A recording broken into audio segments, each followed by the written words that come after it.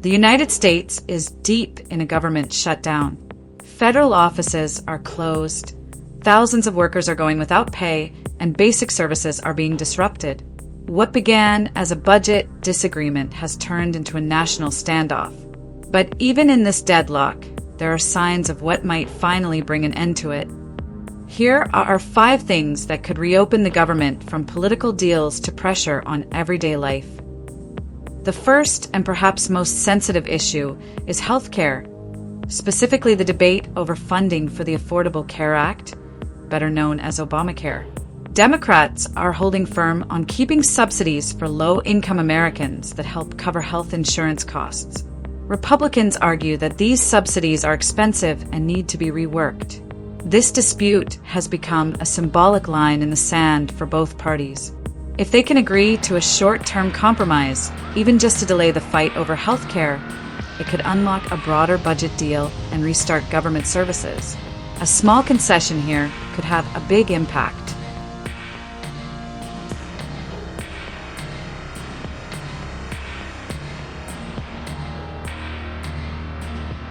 The second factor is the growing economic toll.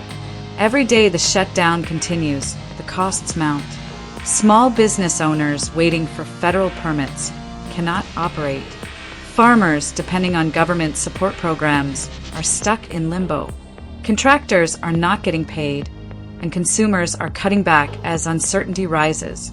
Economists estimate billions of dollars have already been lost from stalled activity. Wall Street and the business community are watching closely, worried that a prolonged shutdown could slow the wider economy. Historically, when the financial pressure gets too high, it often forces Washington tact. Money, and the loss of it, tends to break political gridlock faster than speeches ever can.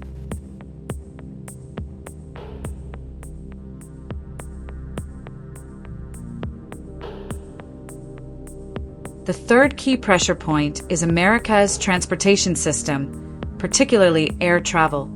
Even as the shutdown continues, airports remain open thanks to essential staff like TSA officers and air traffic controllers who are still working without pay, but morale is sinking. Fatigue, stress, and financial hardship are taking a toll.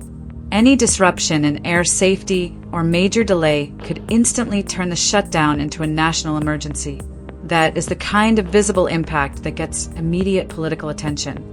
If the system starts to falter, leaders on both sides will have no choice but to find a way out quickly.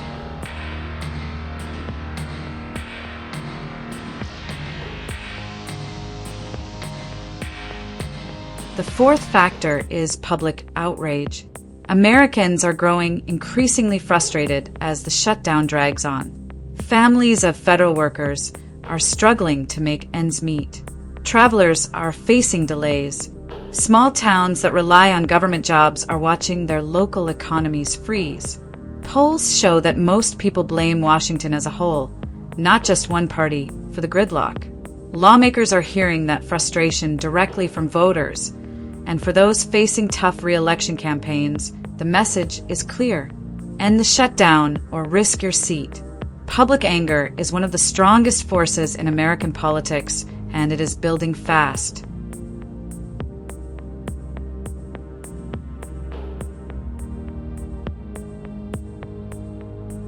And finally, the fifth and most decisive factor is bipartisan compromise. At some point, the political cost of standing still outweighs the benefit of fighting. Lawmakers from both parties are quietly discussing temporary measures to fund parts of the government while negotiations continue. It is not dramatic, but it is how most shutdowns eventually end, through quiet talks and gradual agreements. True leadership now means stepping beyond party lines to restore stability.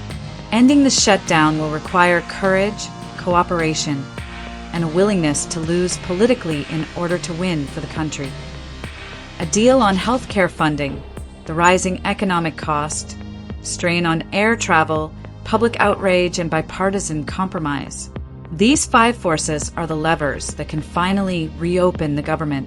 Each day of inaction deepens the damage, both economically and politically.